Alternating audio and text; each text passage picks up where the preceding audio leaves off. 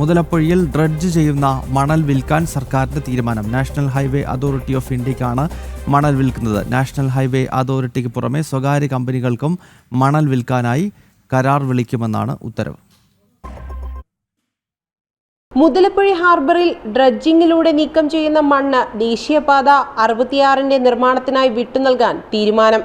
ഇത് സംബന്ധിച്ച ഉത്തരവ് സർക്കാർ പുറത്തിറക്കി.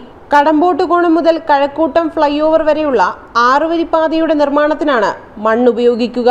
മുതലപ്പൊഴി ഹാർബറിലെ ഡ്രഡ്ജിംഗ് തടസ്സങ്ങൾ നീക്കുന്നതിനൊപ്പം ദേശീയപാത വികസനത്തിനാവശ്യമായ മണ്ണ് ലഭ്യമാക്കാനാണ് തീരുമാനം. സംസ്ഥാനത്തിന്റെ വികസനത്തിൽ നിർണായകമായ ദേശീയപാത നിർമ്മാണത്തിന് മുൻഗണന നൽകിക്കൊണ്ടാണ് ഫിഷറീസ് ആൻഡ് സ്പോർട്സ് വകുപ്പ് special secretary Abdul Nasar B ഉത്തരവ് പുറപ്പെടുവിച്ചത്.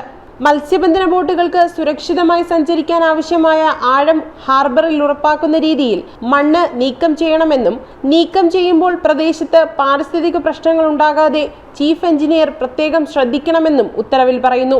പൊതുമരാമത്ത് വകുപ്പിന്റെ നിരക്കനുസരിച്ച് 1 ക്യൂബിക് മീറ്റർ മണ്ണിന് 1389.83 രൂപയാണ് അടിസ്ഥാന വിലയായി നിശ്ചയിച്ചിരിക്കുന്നത്.